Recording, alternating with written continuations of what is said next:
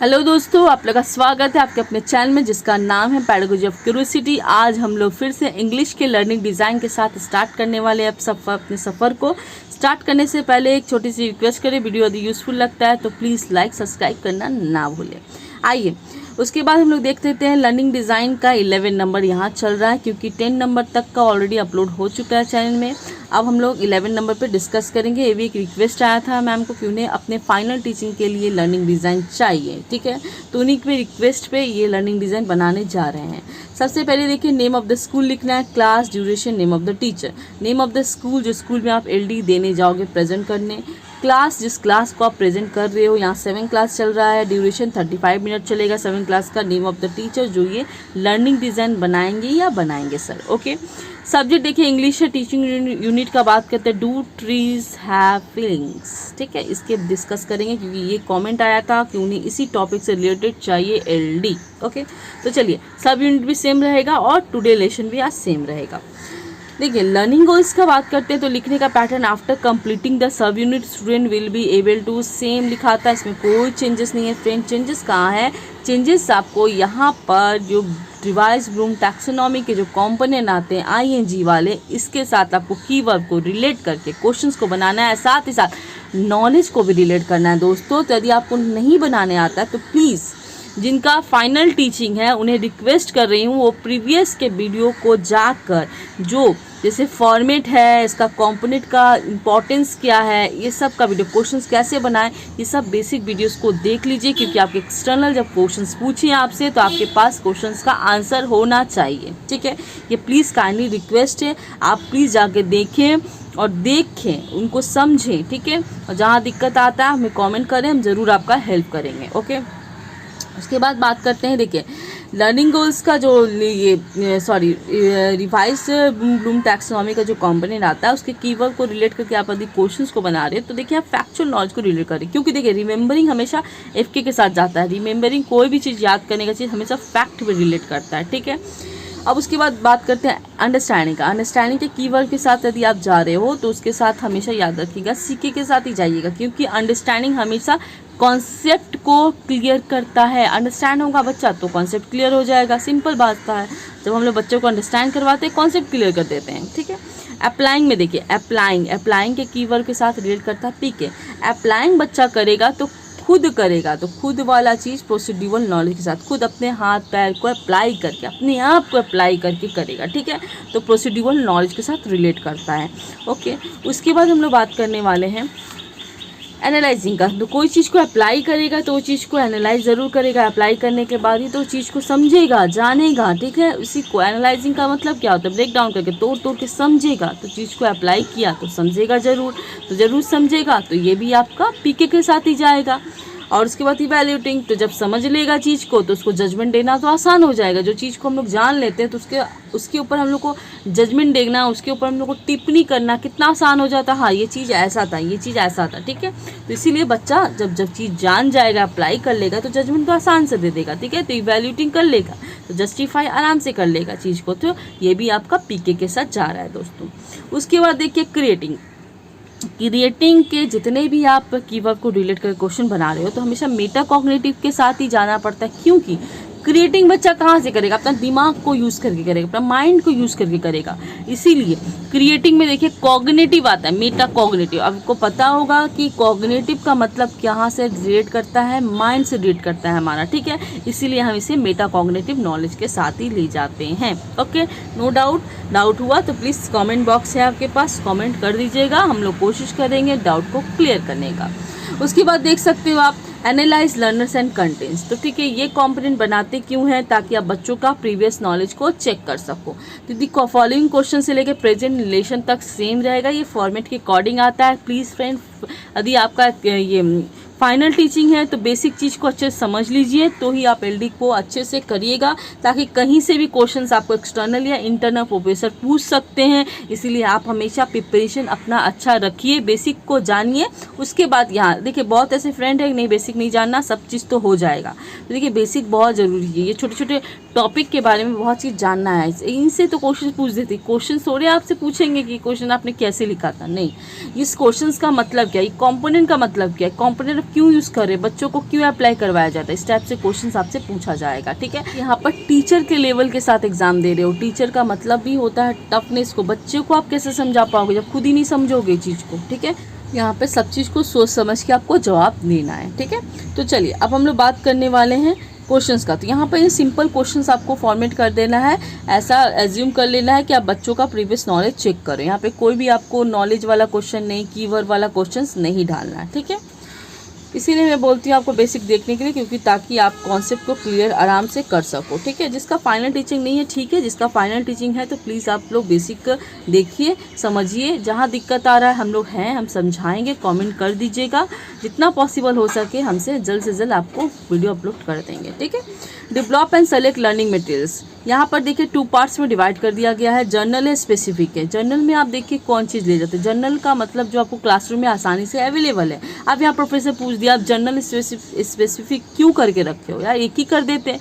तो आप बोल सकते हो नहीं सर या नहीं मैम, जर्नल हम लोग यहाँ पर इसीलिए इंट्रोड्यूस कर रहे हैं ताकि आप आसानी से क्लासरूम में जो चीज़ मिल जा रहा है। ठीक है, इसीलिए हम लोग यहाँ पर पुट कर रहे हैं जर्नल का। जैसे ब्लैक बोर्ड है, डस्टर है, चौक है, स्कूल बुक है, ये अकॉर्डिंग हम लोग को टीचर के अकॉर्डिंग यहाँ पर नहीं ले जाना पड़ती, क्लासरूम में अवेलेबल है।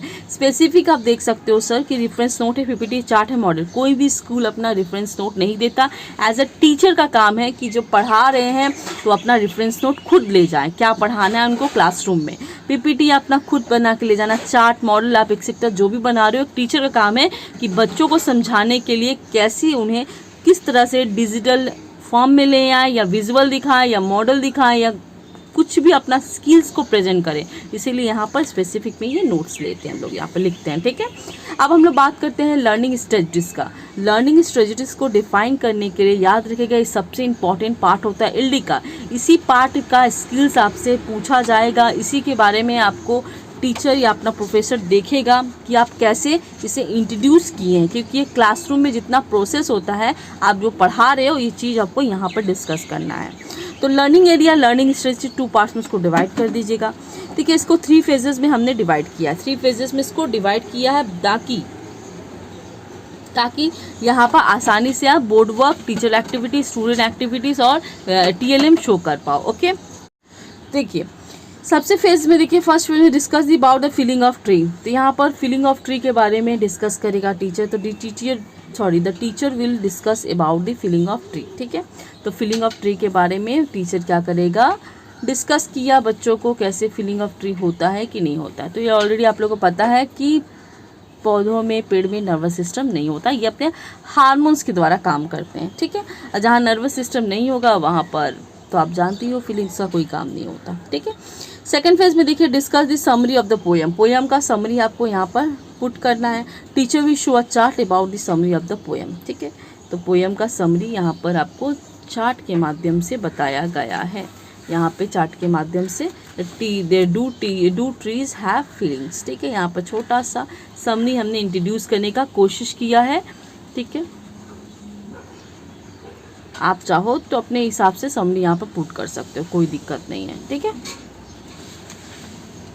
ये सिर्फ हम एक डेमोन्स्ट्रेशन दे रहे हैं क्योंकि इसका जो है आपने जो दिया था डू ट्री हैव फीलिंग्स, ये जो चैप्टर था ये कोई प्राइवेट स्कूल का चैप्टर है। ठीक है, निवेदिता समथिंग कोई स्कूल का चैप्टर है। तो इसका कंटेंट मिलना बहुत मुश्किल हो गया। इसका क्वेश्चंस मेरे पास वैसे भी बुक अवेलेबल नहीं था, फिर भी मैं कोशिश करके आपके लिए बना रही हूँ क्योंकि उम्मीद करती हूँ आपको पसंद आएगा, आपको कुछ तो हेल्प यहाँ से मिल जाएगा। ठीक है, तो आप अपने अकॉर्डिंग यहाँ से क्वेश्चंस चेंज कर सकते हो। ठीक है, आपके पास यहाँ पे बुक कंटेंट हो तो। ओके, उसके बाद देखिए थर्ड फेज में देख सकते हैं। थर्ड फेज में देखिए क्या करना है, चार्ट देखने का स्टूडेंट कैसे एक्टिविटी करेगा। Students will ask question after discussion the summary and get clear by the teacher. Third phase में देखिए वर्ड मीनिंग आपको यहाँ पर discuss the word meaning show करना है। तो ये तो आपका थर्ड फेज आ जाता है। ठीक है, थर्ड फेज यहाँ पर आ गया। थर्ड फेज में देखिए discuss the word meaning of the word work. The teacher will discuss about the word meaning on the black board. ठीक है, तो ब्लैक बोर्ड में यहाँ पे कुछ वर्ड मीनिंग दिया गया है जो बुक्स के अकॉर्डिंग है आपका। ठीक है, तो ये वर्ड मीनिंग यहाँ पर आप शो कर सकते हो बच्चों को पढ़ाने के लिए। ठीक है, एज अ बोर्ड में। ओके, उसके बाद देखिए टीचर विल एक्सप्लेन सब word meaning with the explanation method through active participation of the student. तो ये ऐसे हम लोग फॉर्मेट के अकॉर्डिंग यहाँ पर लिखते हैं। पढ़ाने के बाद आपको क्या करना है दोस्तों, यहाँ पर डिज़ाइन फॉर इवैल्यूएशन में आके एक वर्कशीट बनाना है। वर्कशीट याद रखिएगा कि आपको जैसे लर्निंग गोल में बनाया गया था क्वेश्चंस को, नॉलेज को रिलेट करके, ऐसे ही यहीं पे नॉलेज को रिलेट करना है। तो देखिए वन वर्ड क्वेश्चंस के साथ हमेशा सीखे जा रहा है, क्योंकि 3 क्वेश्चन है यहाँ पे वन वर्ड क्वेश्चंस के साथ हम लोग जा रहे हैं, जो आपके बुक में अकॉर्डिंग दिया गया है। ओके, जिस बुक से आप लोग ये कर रहे हो, जिस प्राइवेट स्कूल की बुक को आप लोग फॉलो कर रहे हो, ठीक है। उसके बाद यहाँ पर देख सकते हो 4 क्वेश्चन है था, 4 क्वेश्चन यहाँ पे दिया गया है वन वर्ड वाला क्वेश्चन। सेकंड वाला देखिए, second, third, fourth, fifth question से जो भी क्या कर रहा है सीके के साथ जा रहा है। ये भी क्वेश्चन आपके बुक के अकॉर्डिंग ही दिया गया है। ओके, तो आप देख सकते हो क्वेश्चंस को। बच्चे वर्कशीट में पूरा ज़रूर करेंगे। वर्कशीट करने के बाद बच्चे सबमिट करते हैं। सबमिट करने के बाद आपको पता चल गया कि आपकी स्किल्स कैसी थी, आपने कितने अच्छा पढ़ाया बच्चों को, ये आपका ये वर्कशीट से पता चल गया। जिन बच्चों को समझ में नहीं आया, आपको क्या करना है, diagnosis for remedial classes component में जाके if there is any need of remedial class then the teacher will arrange it according to the need. ठीक है, ज़रूरत होगा बच्चों को तो टीचर क्या करेगा, रेमेडियल क्लासेस प्रोवाइड करवाएगा। नहीं ज़रूरत होगा तो नहीं प्रोवाइड करवाएगा, मतलब एक्स्ट्रा क्लासेस प्रोवाइड करवाएगा, नहीं होगा तो नहीं करवाएगा ज़रूरत। ठीक है, तो दोस्तों ये था हमारा इंग्लिश का LD का 11 नंबर। ये भी रिक्वेस्ट आया था कि उन्हें फाइनल टीचिंग के लिए चाहिए, तो प्लीज़ ये फाइनल टीचिंग का LD है और ये न्यू पैटर्न पे ही LD है, न्यू पैटर्न पे ही लर्निंग डिज़ाइन बनाया गया। पुराना पैटर्न का नाम लेसन प्लान था। अभी इसके अकॉर्डिंग अभी नया कुछ आया नहीं है, नया आएगा तो अपलोड कर देंगे हम लोग, टेंशन मत लीजिएगा। यही आपका न्यू पैटर्न पे है, डायग्नोसिस फॉर रेमेडियल क्लासेस के अकॉर्डिंग। ठीक है, ओके, यदि आपको ये पसंद आया हो, आपको यूज़फुल लगा हो, कहीं ना कहीं से आपको लगे कि हाँ यूज़फुल लगा है, मैम का मेहनत काम आया है, तो प्लीज़ लाइक और सब्सक्राइब करना ना भूलें। बहुत ऐसे फ्रेंड हैं यूज़फुल होता है और लाइक और सब्सक्राइब नहीं करते चैनल को। प्लीज़ दोस्तों रिक्वेस्ट कर रहे हैं, इतना मेहनत लगता है, एक लाइक और सब्सक्राइब तो बनता ही है। ठीक है, thank you so much friend हमारे चैनल के साथ जुड़ने के लिए, और यूँ ही हमें कमेंट करते रहिएगा। और बहुत बहुत धन्यवाद जो हमें कमेंट करते हैं। ठीक है, हम लोग कोशिश करेंगे जल्द से जल्द आपके जितने भी कमेंट का सॉल्यूशन है अपने चैनल के माध्यम से आपके लिए लेके आएँ। धन्यवाद, बहुत बहुत शुक्रिया हमारे चैनल के साथ जुड़ने के लिए।